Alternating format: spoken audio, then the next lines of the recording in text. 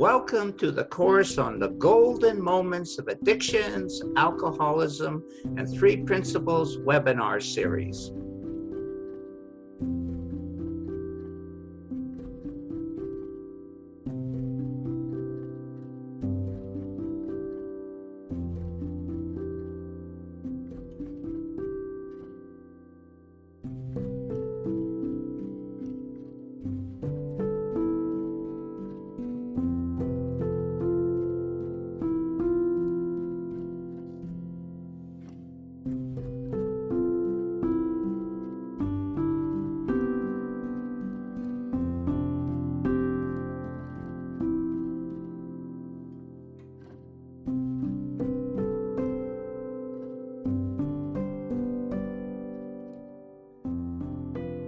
Welcome to the final episode of the Golden Moments course of addiction, alcoholism, and 3 principles.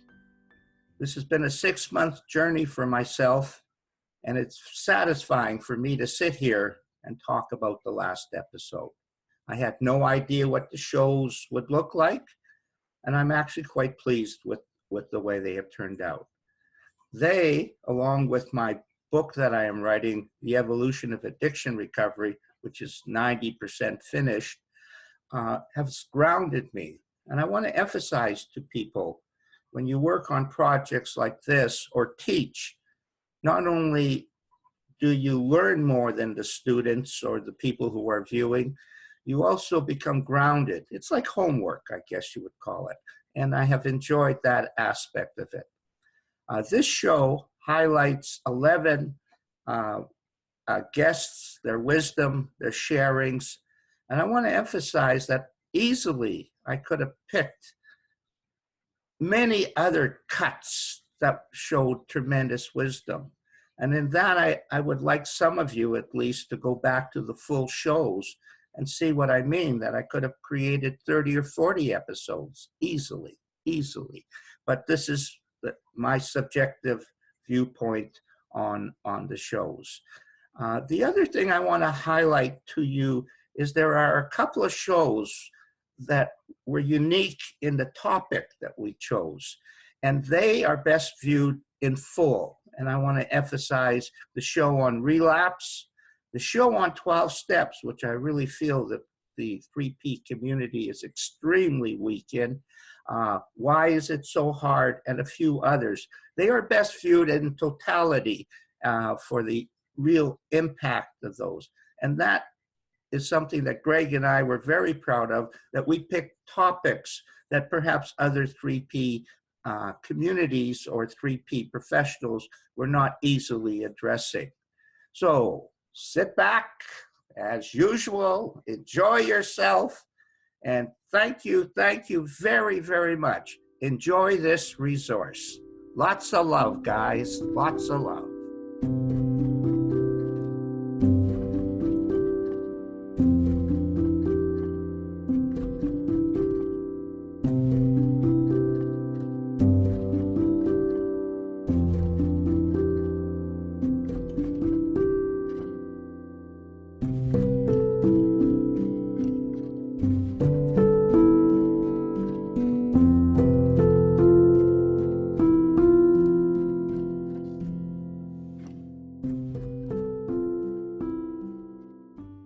I used to think that I had lost the moment. And what I've seen, it's impossible, because it's the moment that Sydney Banks saw from the 3 principles of divine mind. It gives us the energy to create the moment. It gives the energy of the ocean to move in and out. It allows this world that we live in to move. It allows my hand to move. It allows me to think. It allows me to see beyond my senses. It allows you to have senses to live in the form, but also powers you with the energy to see how we're all connected, to see how you're showing up in the moment. I know that truly this moment right now is the only thing we really have. And it's a beautiful gift that we have. And no one can take that moment away from us. It looks like our thinking can, and we can get lost in our thinking. The mind, thought, and consciousness is still flowing. Wherever you point your direction, those divine gifts will allow you to feel it. And then when you see it for yourself, it allows you once again to feel it from the grace of the breath that you're breathing and the connectedness. It makes everything one.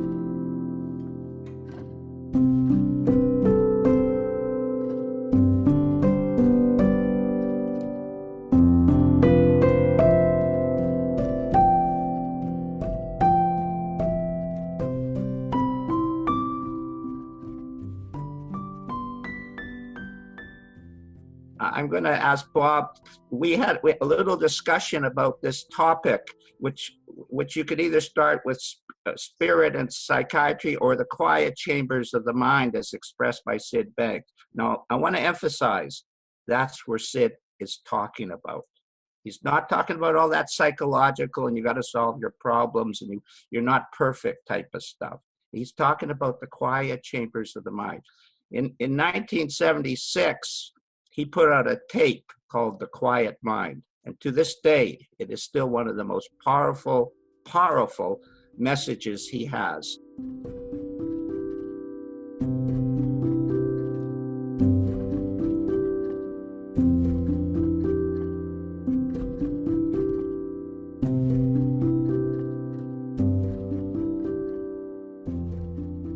A couple of weeks ago, when I was here, I was mentioning that the field of psychology, psychiatry now is more this illness-focused medical model, which really focuses on the fact that we have a mind, small m mind, our thinking, our analytical thinking more, and a body. And as Deepak Chopra says, it's like we are blobs of protoplasm that happen to think. And so psychiatry is really focused on trying to understand the biochemistry, the genetics and the biochemistry of human beings, and somehow when there are chemical imbalances that we can change them through medication and that sort of thing. That's the perspective. And psychology has gone with looking at thinking like cognitive therapy and their analytical thinking. If we can just change our thinking from this distorted thinking to positive thinking, that's the answer. For me, that is a very two-dimensional way of seeing the world. And it misses a very, very important component that when you see it, it puts everything in perspective and makes everything make sense. And that is spirit. Spirit takes this two-dimensional way of seeing the world, which kind of promotes more of a illness-focused way. It's understandable why psychology and psychiatry went to this illness-focused model, because you think, oh my gosh, if people are not feeling good, it's because their biochemistry is wrong or their thinking's wrong. But when you see this third component, which I think is the more important, things go from two-dimensional to three-dimensional, and it puts everything in perspective, and everything makes sense. So what I want to share is, and I think what the principles point to, is really more the way things are, the truth of how things are, not just the way they seem to be. So this is what I want to share. When I think about us as human beings, and I think I'm going to ask a very large question. What is our purpose here? What are we doing here? When I think of that question, what comes to mind is that I don't see us as human beings as just these individual people that are just have nothing to do with one another. But when you see the spiritual, that we are souls and a body. But those souls aren't just individual souls that are disconnected. There's a connection. And we are all connected together, these souls, and connected to source. As so well said, the waves in the ocean. We're just waves in the ocean connected to our source, this divine. And that's part of this great oneness. So then if you ask the question, well, then if that's true, and of course that's not original to me, then what is our purpose here? And our purpose here, for me, is to be of service to the divine, to be his servant. And if that's the case, then in order to be a servant of the divine, you have to have this connection, and as direct a connection as you possibly can. We have to be this conduit. So there has to be this open channel. So for me, the way I see ourselves is there's this universal communication system that's going on. And we are, as individuals, this communication system. But it goes beyond that. So how do we know when we are in this alignment? For me, that's what well-being is. When we experience as individuals this feeling of well-being, it's like this euphoric feeling. It's like what we're all looking for. But here's the thing, to put this in its broadest perspective, well-being is, we experience well-being not just for the sake of feeling good. That's just hedonistic. That's narrow a perspective. For me, this well-being is there to help us be aware that we are in alignment so that we can manifest our full purpose and potential in this world, that we can truly be servants of the divine.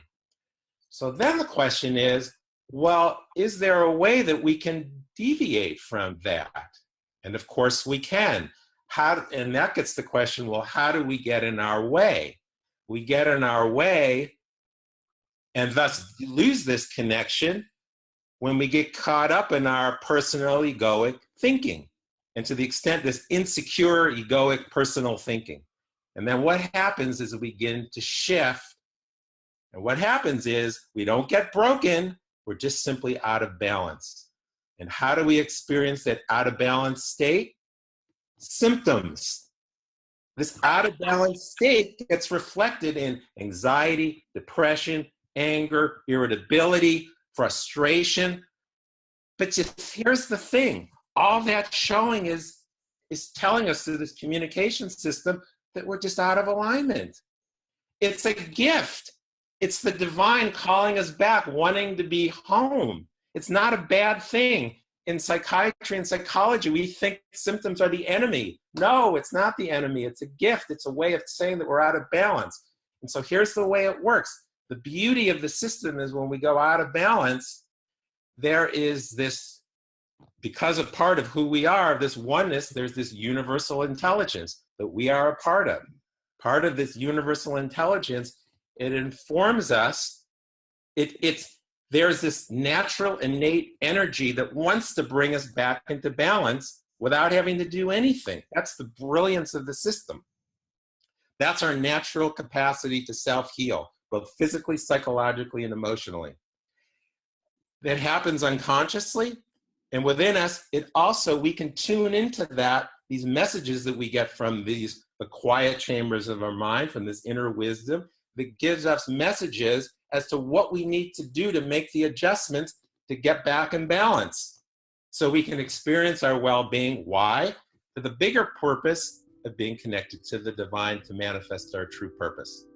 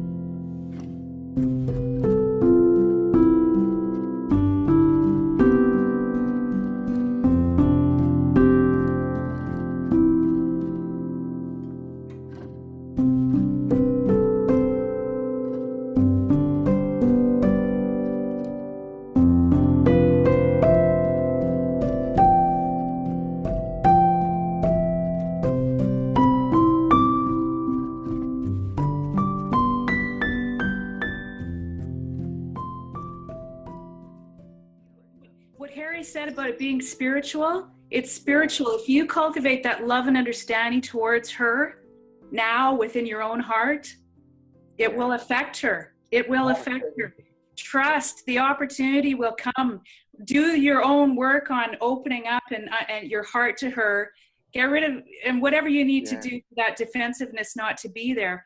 It will affect her whether you're talking to her or not, because this is, as Harry said, a spiritual reality that we're dealing with, and love and understanding will transform it, and that happens within you, and it will affect her whether you see it now or you see it in a year. If you do that, when you do have the next opportunity, and that's not in your hands, and you don't even have to really worry about that, you will have another opportunity, and it starts right now in your own heart. But that does affect our children, because this is a spiritual reality that we're dealing with. I think you're very right, and I think you've just kind of exposed me there, because I think sometimes I've got a more spiritual feeling around these things, but actually I think really it's much more of an intellectual understanding, and I'm not really, I think that's exactly what I'm struggling from at the moment. I've got an intellectual understanding and a very open, I say I'm very open to having an open heart and to feel that love and to feel those feelings towards my daughter, but my truth is I'm really angry in my heart. That's my truth. I'm really angry, and I don't know, I don't know how to. It feels so painful to let go of all that anger. It feels like they're all gonna get away with it. You know what I mean? Like my ex-wife, all the years I've missed of my daughter and everything. I mean, I have a part in it, but my ex-wife does too. And it's like I get to be the villain of the piece, and I don't mind being a bit of a villain in it, but I don't want to. The fear of it all being my fault is just can't seem to see through that. At the moment, for some reason, I've never been able to see through it. So yeah. Any thoughts on that? So Tony, what I agree with what Catherine was saying, and you did say it very well, Catherine, and I saw within myself is the transformation, and for transformation to happen, it is a spiritual. It's spiritually that you're able to see the innocence of, and you may not know or understand it, but just letting go of what's right or wrong or what happened in the past, and when you're able to see that and your heart opens more, the more that, and Catherine's 100% right, the way that I see it is that when we're open more and our heart is open more to love, we love ourselves, we open ourselves up to loving other people also, and it is spiritual, and that is going to come through to your daughter. But how do you do that? I believe it was a transformation. I would think it was like letting my truth out, letting my anger, seeing what anger really was, that it was just a thought that I had from the past. So using the principles to see that and be able to not, I remember something happening to me when I was a child that just came up when I was actually doing something that was pleasant. And I did nothing. So it wasn't something that I actually tried to do. It just, that thought came through, and I saw the innocence of a spanking that my dad gave me with a belt years ago. But I was holding on to that, but I saw the innocence of it. So I was able to see the simplicity of, okay, that one's done, now next. So it was a process of just being able to love everybody and see the innocence and anything that was anger.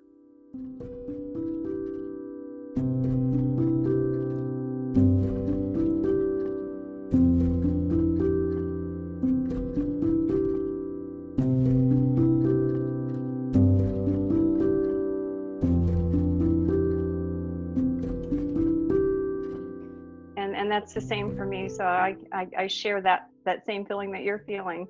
And that's why I just want other people to be able to feel what we feel, and to be able to have the happiness and joy and peace and that we feel inside, no matter what's going on. And I mean, no matter what. I remember something came to me this morning, because you know how you have flashbacks, And some people think, I've had people say to me, well, yeah, but you don't know what I've gone through with my daughter or my son. I'm like, oh, really? Okay, tell me, I want to hear more. And, I can remember an experience of my son calling me and taking him to the hospital, my husband and I taking him, and going in the emergency room, and them, asking me to leave. And they had like 6 doctors working on him that he had, gone into. So I have seen it most all. I have been through it most all. So for me to stand here and say, I'm telling you, my life is, no matter what, I am happy, and I'm so, so thrilled, and to be able to share these principles with whoever comes along, because I know, absolutely can guarantee that it will change their life and their perspective of how they see those loved ones that are going through addiction.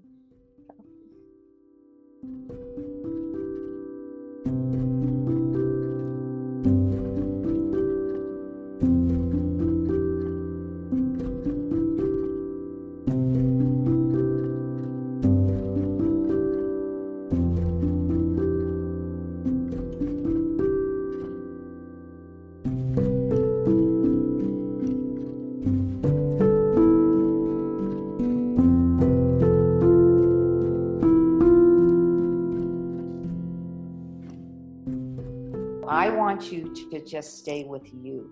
So every time you don't feel right or things are off, instead of looking over here, just come back. That's what I do now. At first I may look for a while, I'm like, oh, my sister, she, blah, blah, blah. And then I'm like, okay, I know what that is. Okay. Come home to yourself. Okay. Not in a bad way. Just appreciate, oh, there I go again.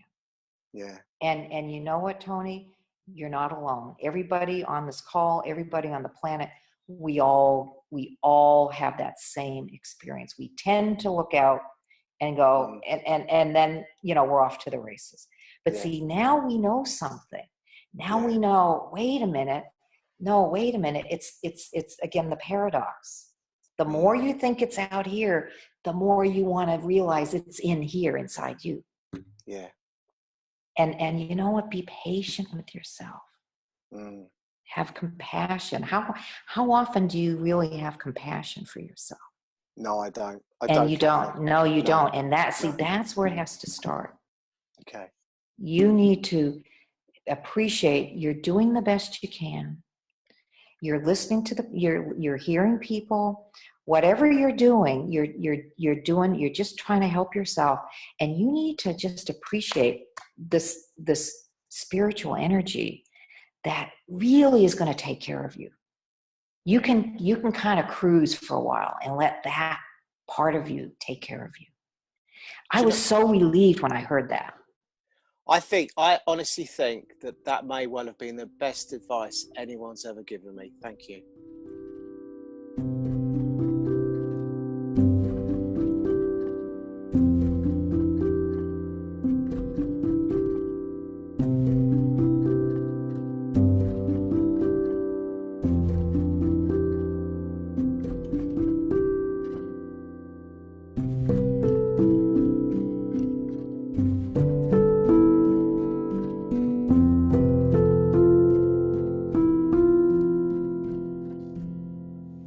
Something that people who are just caught up in the codependent mindset are not aware of. So it's like it feels like a truth that is always there, that I am the victim and I'm just here to serve others, or I have to manage my partner's mood so I can get what I want, and I have to do this by sacrificing myself. And of course I have to stay disconnected from myself, because if I didn't stay disconnected, I couldn't continue living this way, because then my innate wisdom would kind of say, well, this is not good. But it's almost like the addiction to the other person overrides. It's like it feels more important. And in this way, it's exactly the same as any kind of substance addiction, that we will choose the substance or the person over other things just because we want to escape the pain the mind creates from that level of consciousness.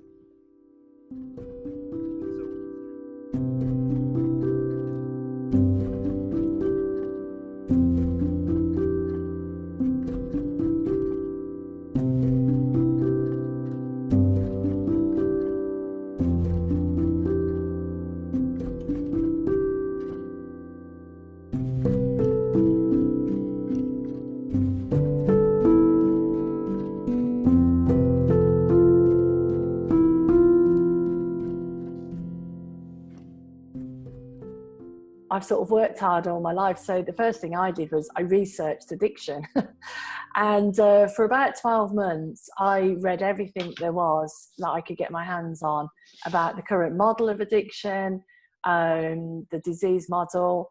And I was horrified instinctively, like, because I've got no background in this, but I was instinctively horrified to see that people were being held ransom to this idea that they have a disease. And as I said at the time, I wasn't really sort of very knowledgeable about the principles, but it just felt like that can't be right. Now, obviously, we all know that the 12 steps came from a spiritual insight. You know, the guy, Bill W., had a spiritual insight, gave up drinking, and then wanted to help other people. And so that's why it helps people, because people get their own spiritual insight when they're doing it.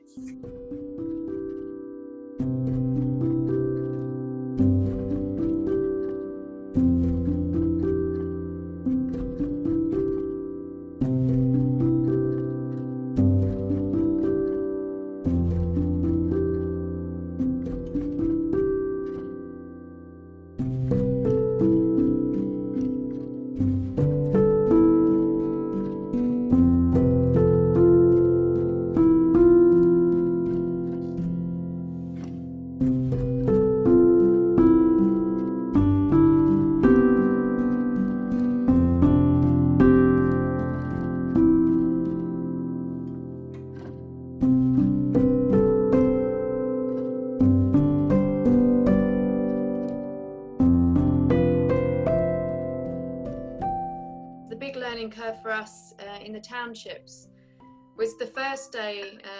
No one really spoke to us, and at the end of that first day, the one lady that had been chatting to us said, "Do you know why they're not speaking to you?" And we said, "No." She said, "Well, they're black and you're white." We said, "Well, how come you're speaking to us?" And she said, I'm a Cape coloured. And we obviously didn't know the difference. And so one of the first things that stood out to us is do your research, find out who you're working with. The other thing was on the second day, a new person came to the group, and we kind of started talking. She goes, "Can we do an icebreaker?" And we're like, what's an icebreaker? So she said, "Right, well, today what we're going to do is we're all going to spell our names with our bodies."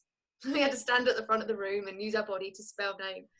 And we realised we didn't ask them, "How do you normally start a training? What do you do?" And I think we realised how we'd forgotten to get curious. We're kind of a bit nervous. It was the first training we'd been doing in the townships. We'd heard all of this stuff about how dangerous South Africa was, and we're near a suburb of Kailicha, the murder capital of the world or something. And I think we'd kind of gone in with our idea of, wow, we're going to be sharing the principles with this kind of community. And we forgot to ask them, you know, about themselves. And I think that's been a huge learning for us, is being more interested. Well, how do they do things? What do they already know? How do they already see life?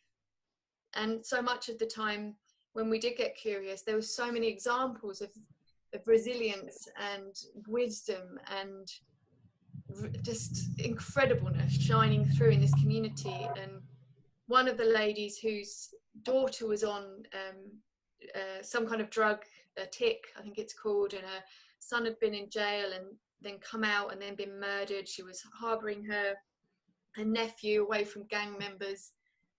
But the story she told of how, you know, she needed money for her church. So she thought, who's got money in these communities? The drug dealers. And she said, I went and asked the drug dealers for money, and they were happy to help me.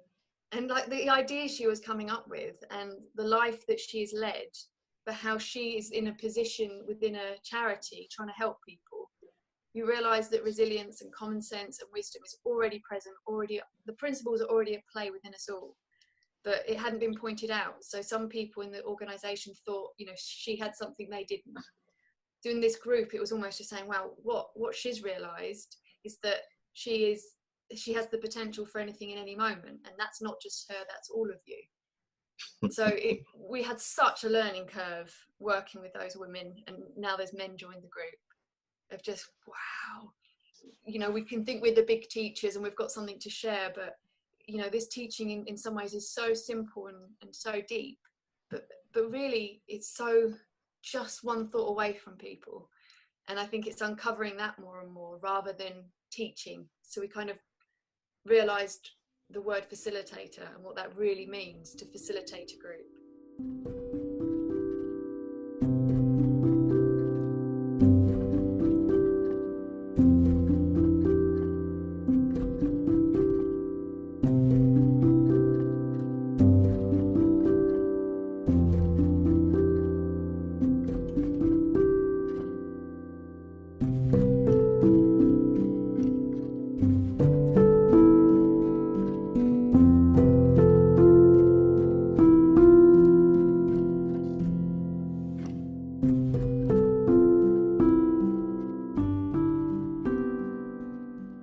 First of all, there has been a paradigm shift in the whole field of mental health, that we no longer, as a psychotherapist, we used to hold on to and worked with and were trained, and I was trained very classically, and we were trained in the belief that while thought had a great deal to do with our problems and our mental health, we knew that you could have two people who came from the same family, and one child would be miserably unhappy and acting out and thought their parents were awful, and the other child would say, I think this is great. We have a great life. So we always knew to some degree that thought played a role in it. But we also thought and were trained to believe that our circumstances, our past experience, our father's alcoholism, our third grade teacher, the bullying we had when we were 4, all of these outside circumstances and past experiences also played a role. So in that's what on Keith's wonderful diagram, Keith and Valda's wonderful diagram here, what is called the mixed paradigm, which means that you're holding both of those to be true. Okay, on the one hand, we knew that thought played a role, but on the other hand, we also thought that circumstances, past events, people, places, and things, if you will, to use an AA term, played a role. And when you think that, what happens is the mind gets really muddled. I spent, in some cases, and this is very humbling to admit, but in some cases, 12 years working with people on healing their past circumstances. Because when you're looking in the wrong place, you're not going to find it. So we would look towards all these things, towards the source of their unhappiness, and we'd never find it. Because no matter how hard you look in the wrong place, you're never going to see what's out there. So, again, we were trained to believe that understanding that and working with it was going to heal people. But when people would come into my office, and in my memory of those years, I would have a number of clients who would come in and say, I do not want to talk about the past. And I would look them straight in the eyes and I would say, well, then you will not get well. And that's hard to say, but I did. And they would say, well, why? Why do I need to talk about the past? And I would say, because that's how you heal. And they would say, well, why? And I was like, well, blah, blah, blah.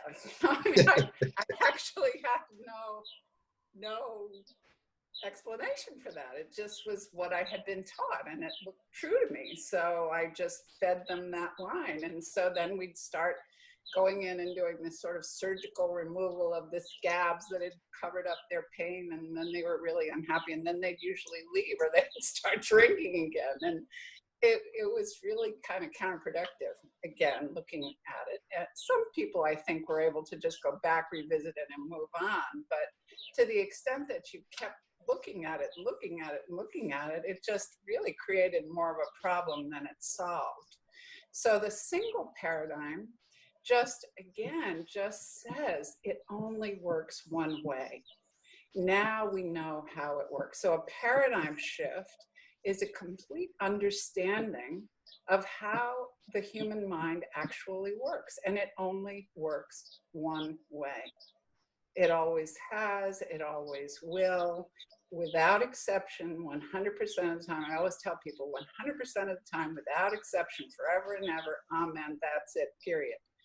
It works that way. And that truth, that reality, that the simplicity of understanding that really all of human psychology can be boiled down to that we are feeling our thinking, or we're living in the feeling of our thinking in every moment. Boiling it down to that simplicity is what starts to settle people's minds down.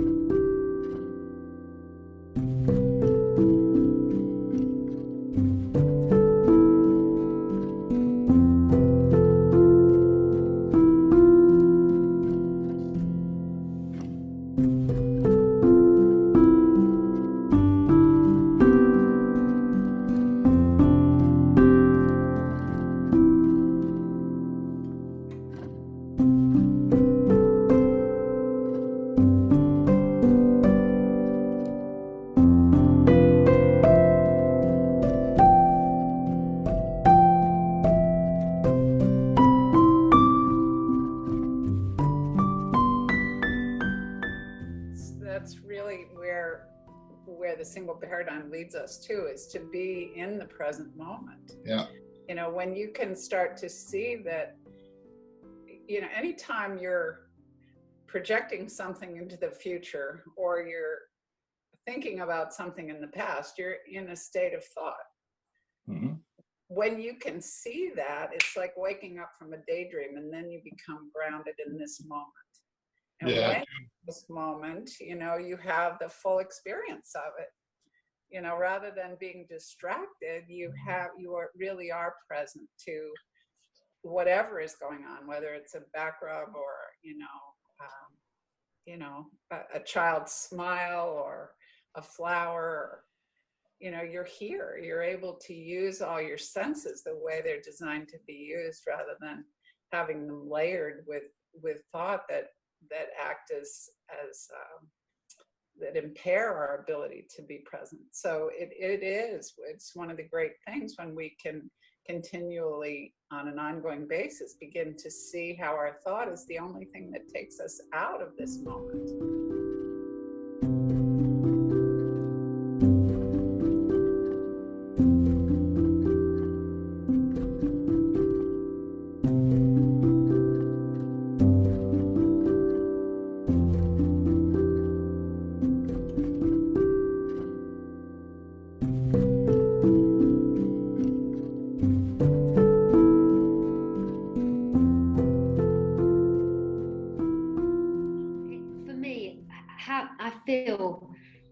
It's a gift for me to be a part of you know, people's journey in recovery, you know, and to take it from recovery to discovery.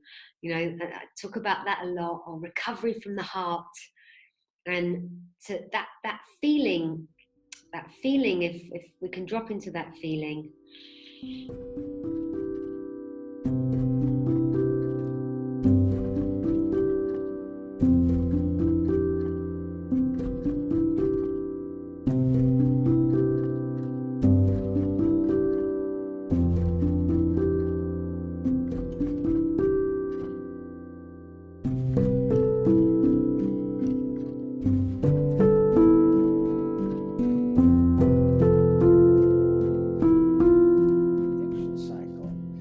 That really the only reason something we do looks like it will make us feel better is because while we do it, we're thinking differently. We're thinking differently. You know, so like I had a client who over here in the States, they have shopping networks on TV, and she was like stressed out every day at work, very anxious at work. But when she came home, she would go right to the TV, sit down and watch the shopping network and order something. Now, what we looked at was the minute she got into her house, she was already feeling better. Why? Well, because she was she let go of all of her stressful thinking. She said, oh my goodness, now I can just sit here and I'll shop and order something. And now she's thinking completely differently. That's why she continued to do that in an addictive way. She said that when she first came to see me, she said, I can't even invite a date up to my apartment because there's boxes from the Home Shopping Network all over my apartment. I have to carve ways to just get into the kitchen. I can't. Okay. So that's the suffering part of this, of being in addiction.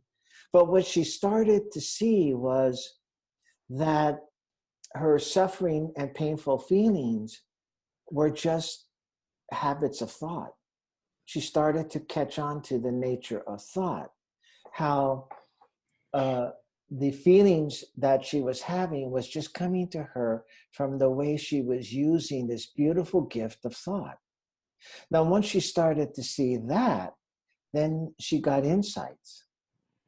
So her stressful thinking at work and her anxious feelings and all were just the way she learned to use thought. And once she got insights into it, she started to live at a level of consciousness beyond addictions, because now she had an understanding that all that stress was just thought.